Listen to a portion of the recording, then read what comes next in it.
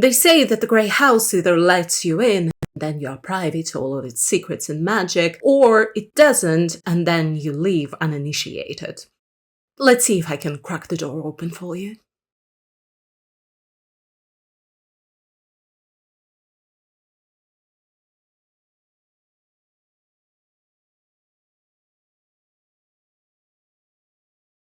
The Grey House is a 2009 novel written by Mariam Petrosyan, an Armenian author, but it is written in Russian. In the 15-plus years since publication, it amassed somewhat of a cult following, not only here in the Russian-speaking world, but abroad as well. The fans obviously make fan art and write fan fiction, but they also organize meetups, and I've also seen some fan-made films and plays, so all of that is awesome.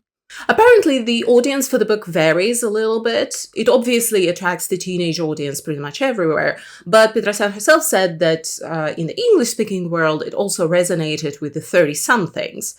And that's my experience as well, as I've only read the book this year, and I found it not relatable necessarily, but it speaks to me, even in my old age.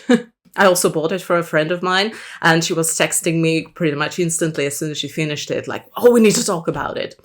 So let's talk about it. The Grey House is a story of a group home for children with disabilities and the various dynamics that exist there, but there's more to the house than meets the eye. We're introduced to the house via a character nicknamed Smoker. Everyone in the house is only known by their nicknames, even the counselors. And Smoker is not only new to the house in general, but he's also being transferred from Group 1, called Pheasants, the most well-behaved group, to Group 4, the most mysterious one, I guess. Thus, Smoker becomes audience surrogate to an extent, the character that helps us understand the world. He's the one asking questions and trying to make sense of it all, even if he's terrible at it. He's not the only narrator in the story. There are chapters dedicated and narrated by other members of the house, such as Blind, the leader of Group 4, and de facto master of the house, i.e. leader of all of the groups, or Sphinx, Blind's right-hand man, and he's also our second point of entry character, as there are chapters set a few years back, and Sphinx is the central character of those chapters, even though he carries a different nickname there.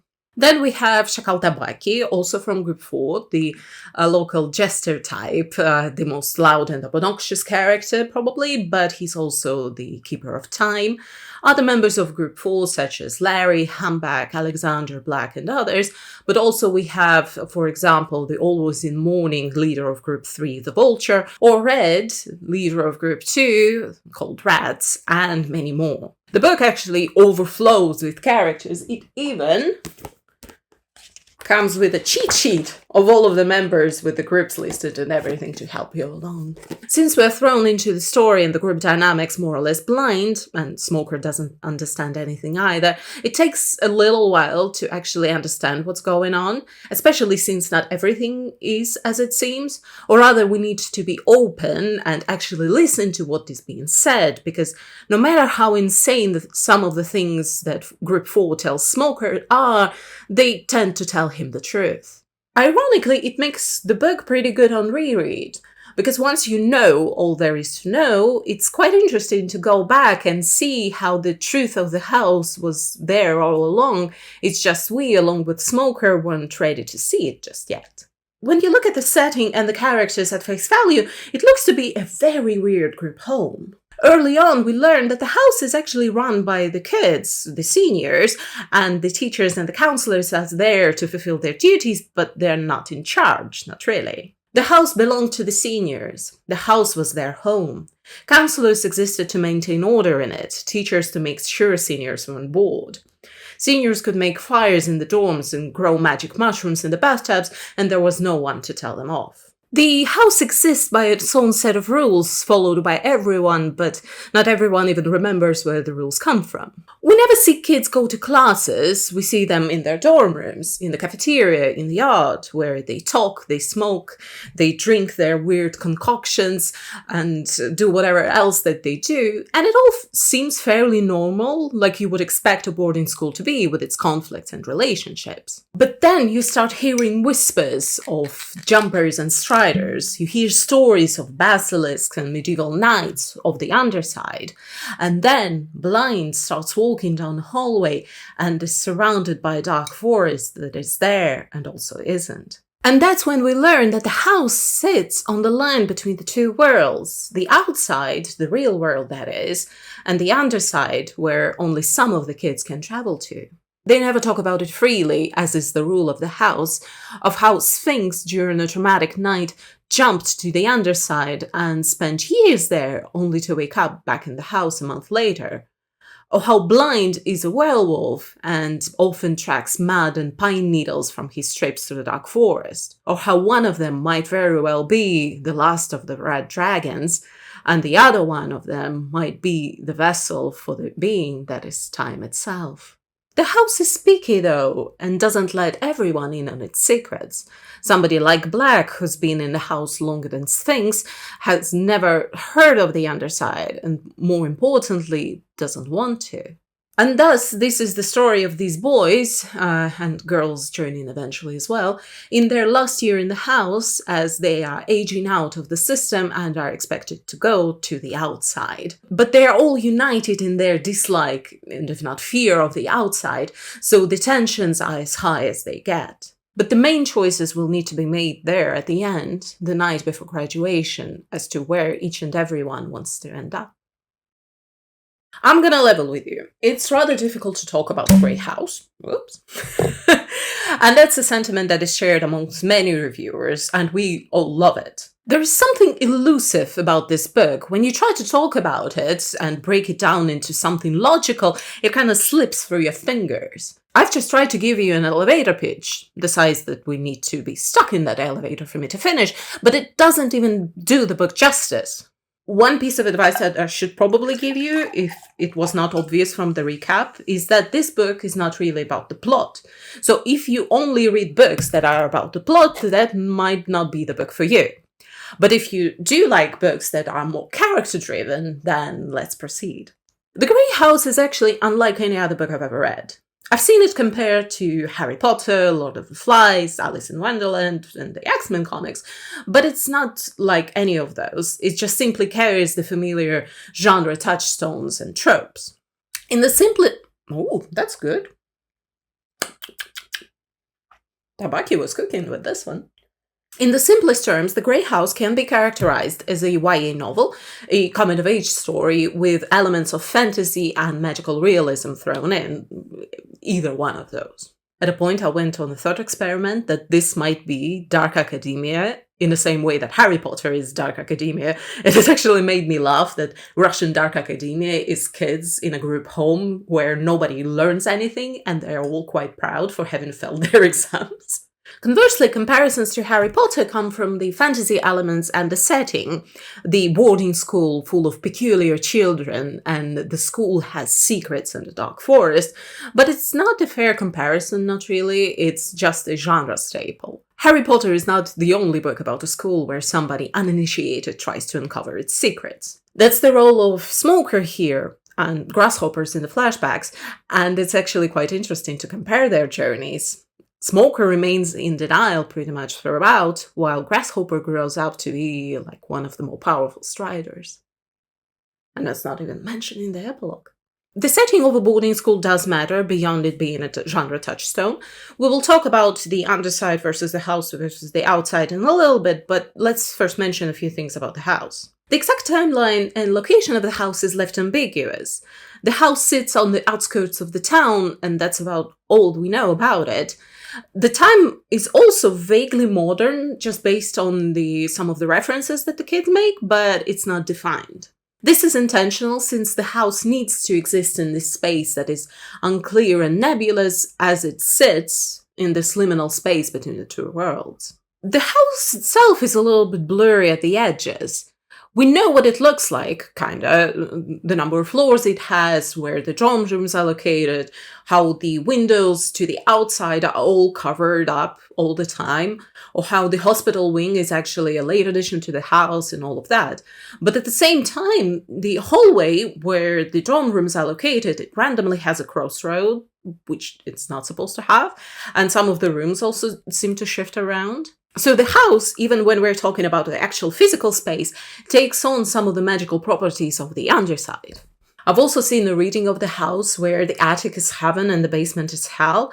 And it's a stretch, in my opinion, obviously, but there are things that point to it. If you think about when Blind goes to the basement and why he goes there, or in book 3, one of the runaway kids is hiding there as well, or when Sphinx and Noble climb to the attic and the epiphany that Sphinx has there. Fun stuff. My point here is that the house is magical. It's fluid and ever-changing and almost sentient, so the house can be characterized as a character on its own. But for me, the main core of the story is the relationship between these kids. I keep calling them kids. These boys are 17 to 18 years old, almost men, and that's not even accounting for the time that they spent on the Underside. This is probably the main characteristic that makes the Grey House YA. This setting, character types, and dynamics should be quite familiar to teenagers. That's where the genre staple of a boarding school comes in, a group home in this particular case, an enclosed space that the kids cannot leave, so they create a world of their own, with its own names, rules, and traditions. The most obvious example is how they are all only called by their nicknames, a clear line between the past on the outside, which does not matter, and only the life within the house is what's important. All the boys are separated into groups that they call packs, and each pack has a leader, and Blind is the de facto leader of them all. Most time is dedicated to Group 4, so those characters are the most fleshed out. You will see recognizable types there, like Shakal Tabaki, a classic class clown, but also in other groups, like Group 1 Pheasants are classic nerds, goody two-shoes. Some of Smoker's conflict is rooted there. He's not straight-laced enough for Group 1, but also he soon finds out that he's not weird enough for 4. And the conflicts between individuals and groups are recognizable if taken to an extreme. Like, for example, the climax of the first book demonstrates this group dynamics quite well, dysfunctional as they are, when all of the kids need to be present and quite literally holding hands when the conflict between the pack leaders is resolved, so they are all implicated if it ever gets out. That's how bullying works in real life. Even bystanders need to be involved in some way so that everyone gets traumatized. In the flashbacks, we're actually treated to a different setup where they have two rivaling gangs, and let's just say it doesn't end well. And then you also throw girls into the mix, and that adds wonderful gender dynamics, the sexual and romantic tensions, but it also provides a different angle for the characters and the story as well. Teenage hormones and all. I've seen criticism that these teenagers practice destructive behaviors. A lot of them smoke, drink weird alcoholic beverages. There are drugs as well. In Group 2, there is a lot of self-harm going on, and Group 3 in constant mourning, so suicidal ideation maybe. And once the girls get there, there's also sex, potentially unsafe sex, although not specified. On a slightly milder note, these kids also have no respect for authority, they get into fights with each other, they bully each other, the whole shebang.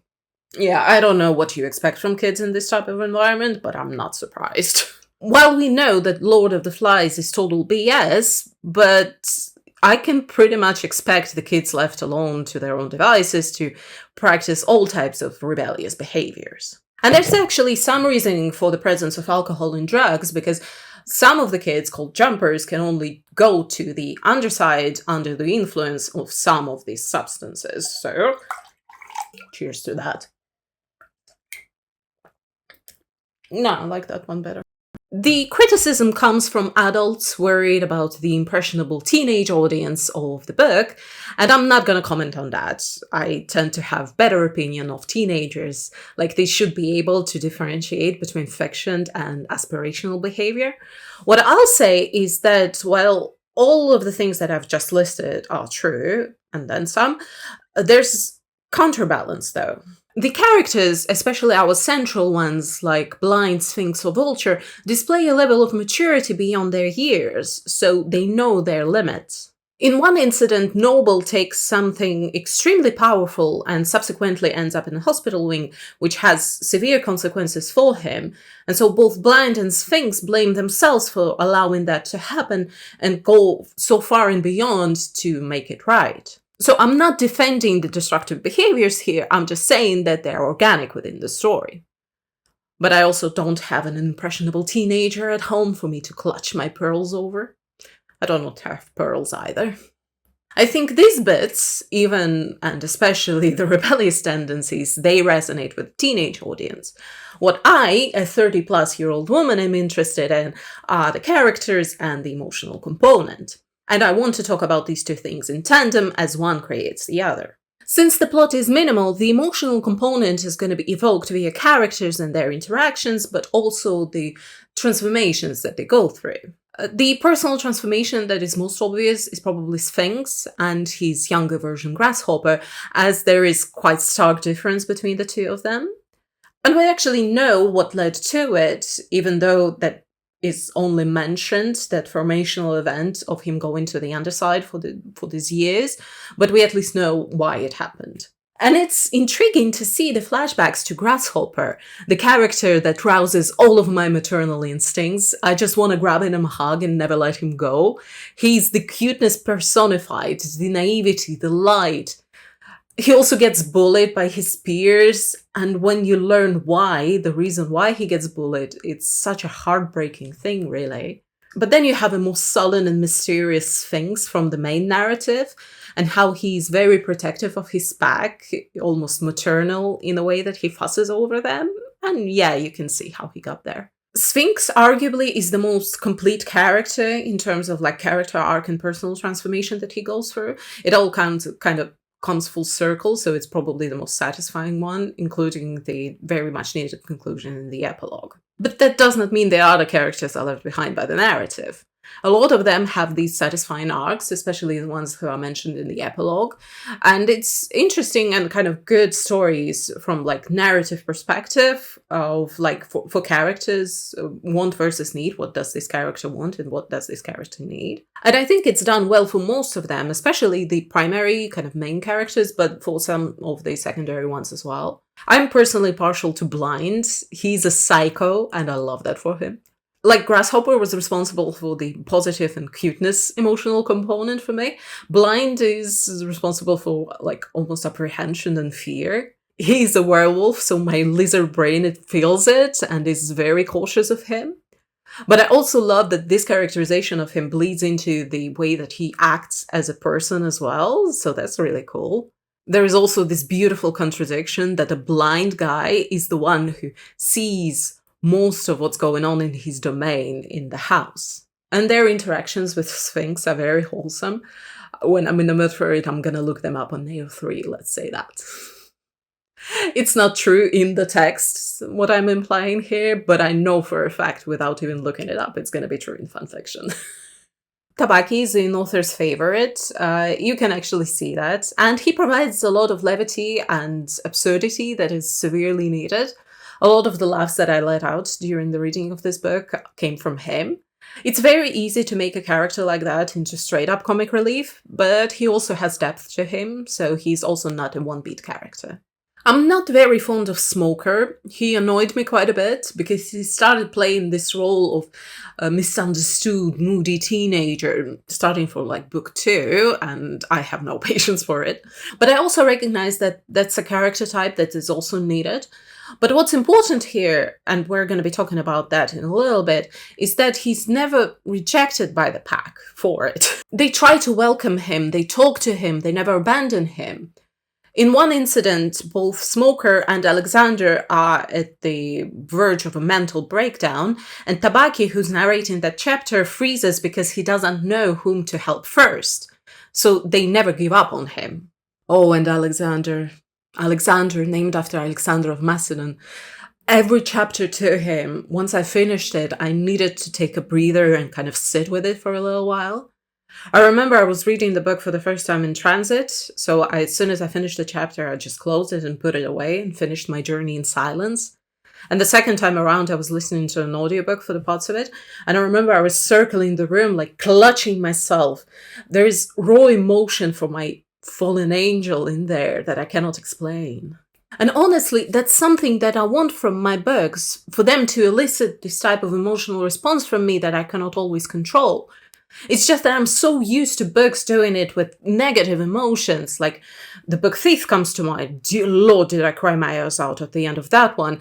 But This book, it also does it with positive emotions as well. The flashback chapters when a young and naive grasshopper comes to a senior called Greyhead and asks him why his amulet had stopped working, and I was so overwhelmed with cuteness of a bouncing grasshopper, but also the care and thoughtfulness of Greyhead as he tries to teach this kid.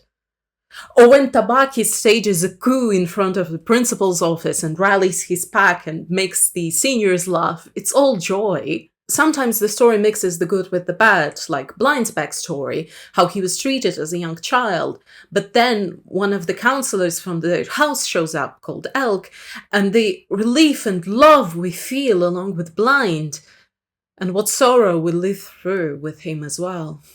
I've experienced a full range of emotions with this book. I smiled, I cried, I laughed, I gasped, I feared, I hoped. But most of all, what sells this book for me is the earnestness of it all. These emotions were genuine in me because they were genuine in Petrosyan first and her characters as well. It takes a great author to do it masterfully, and I think she succeeded. The book is not without faults, and it all comes back to the story of writing process and publication. Petrosyan wrote it over the course of like 20 years, starting in the 1980s, without ever intending for it to get published.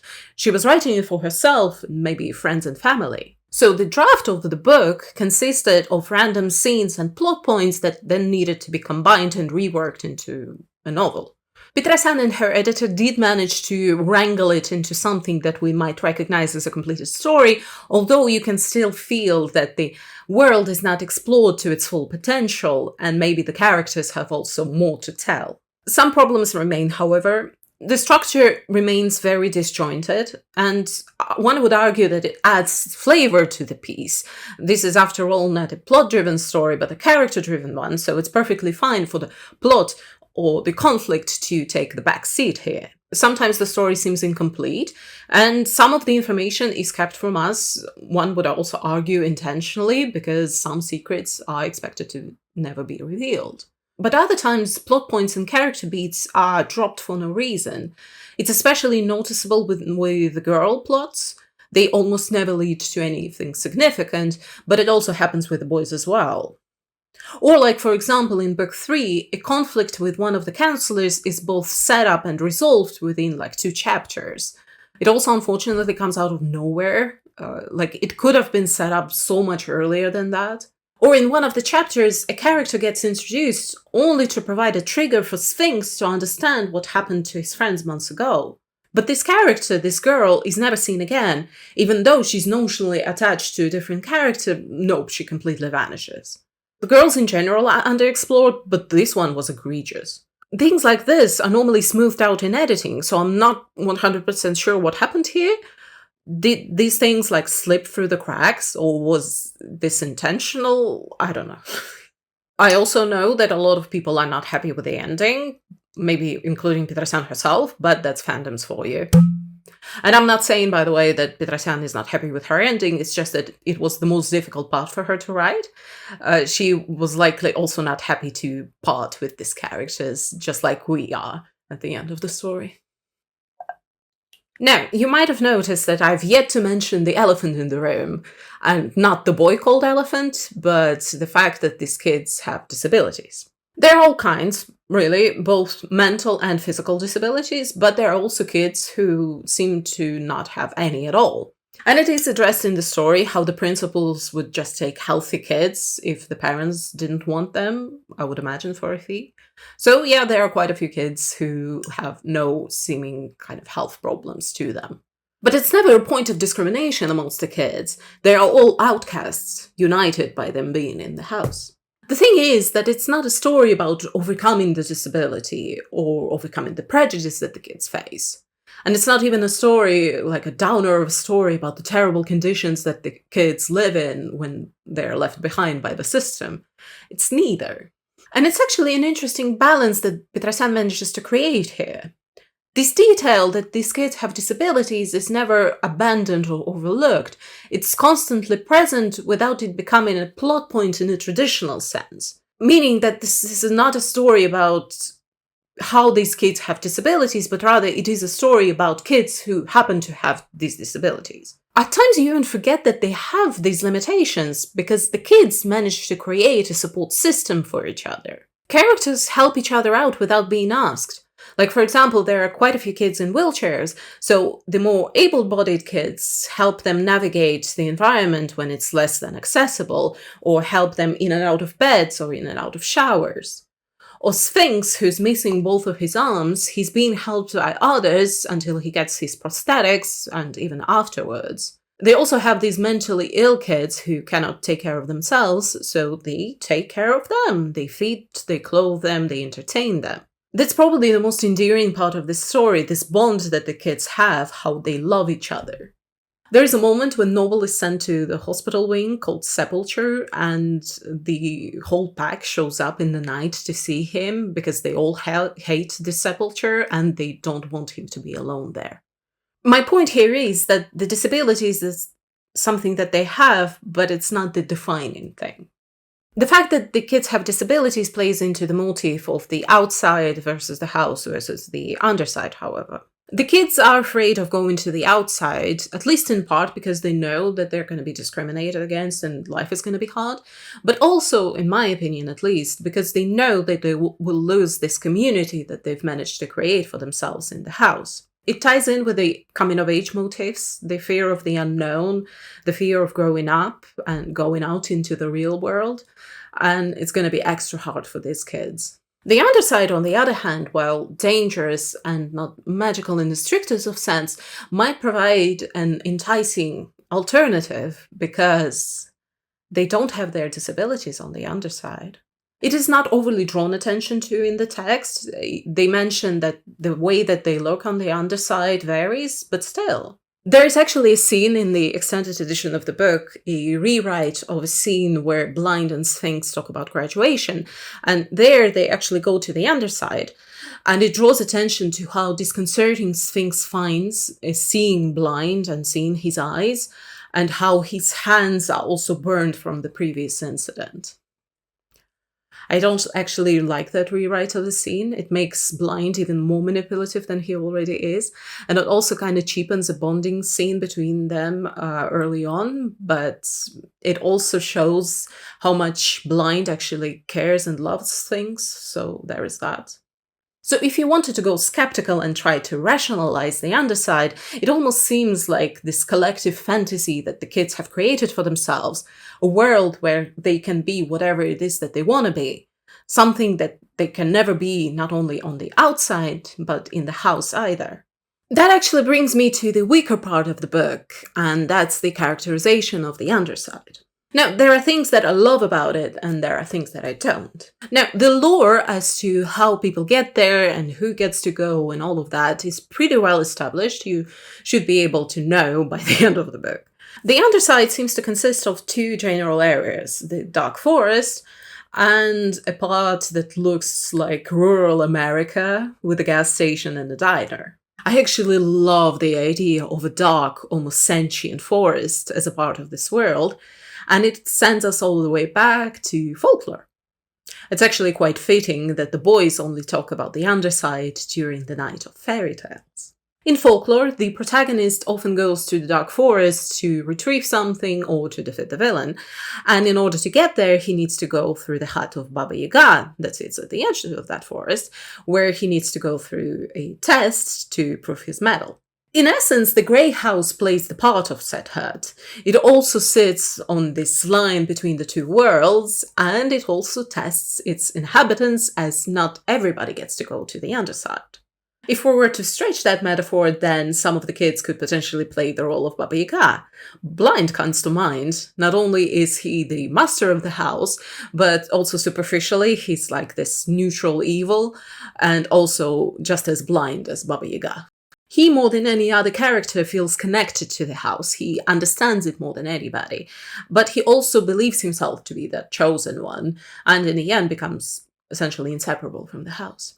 So yeah, the house is that barrier that sits in this liminal space, and it tests those that enter it. And if you pass that test, then the forest is not going to be dangerous for you.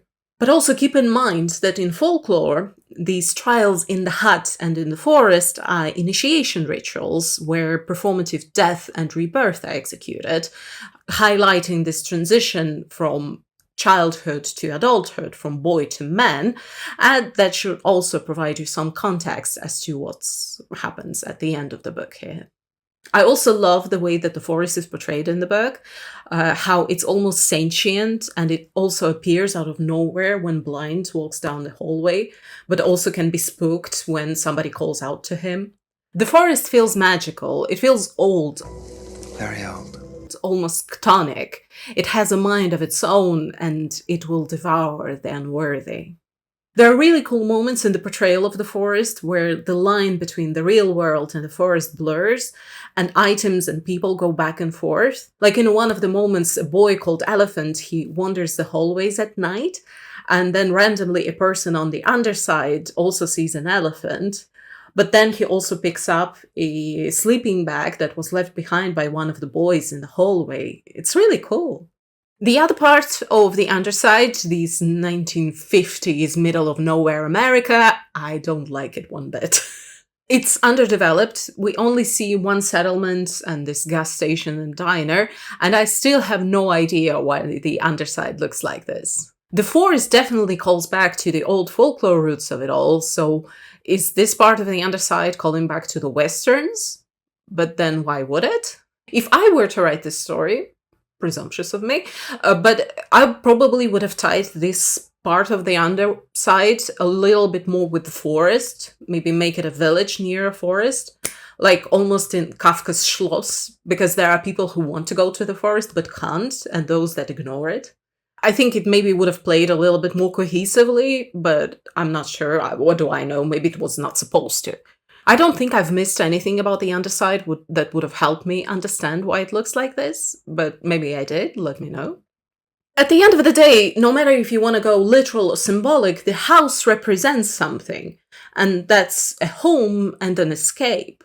The kids found a home there, a family, a place that takes care of them, a place where they are safe from the outside. And many readers have found an escape in a house as well. There is a rather pretentious opinion circulating about the book that the house either lets you in or it doesn't. That phrasing does come from the book, but it's not only is it pretentious, but also isn't it true for all books? You either like it or you don't. What I believe, though, is that you are not likely to walk away from this book indifferent. You either won't like it and won't get it, and then you will abandon it midway through. But if you do, if you get it, then it might just consume you. It's my favorite book that I've read this year, and in the last few years as well, probably. I'm really looking forward to rereading it a few years down the line, because there is something really cozy about it, for all its faults, that it makes me want to go back to it and live in this world for a little bit longer. Is it obvious what I was trying to do here? I was trying to replicate the dorm room, because the kids always sit on their beds and do whatever it is that they do. They drink in beds, they eat in beds. This is driving me insane. I wish I only had like a feather from the epilogue as well. Shall we talk the epilogue? If you don't want to get spoiled, click away now. I'm done talking, click away. I actually didn't mind the epilogue. I know many people didn't love it. I was just sad that the book was ending, I guess. I actually teared up there at the end at Sphinx's confession, and then the feather, and how he got both Blind and Mermaid back, of how Ralph still guards the house, and Red is taking care of Tubby on the underside, and how Vulture got his brother back, and how excited and glorious it was when Tabaki was crying out when Grasshopper arrived. I'm tearing up now. These characters, I love them so much, and isn't it wonderful to see them happy there at the end? And isn't it a nice metaphor for a coming-of-age story? How no matter where the roads might lead us, and even if we never meet those that we love ever again, we're still connected on some level and can still be happy.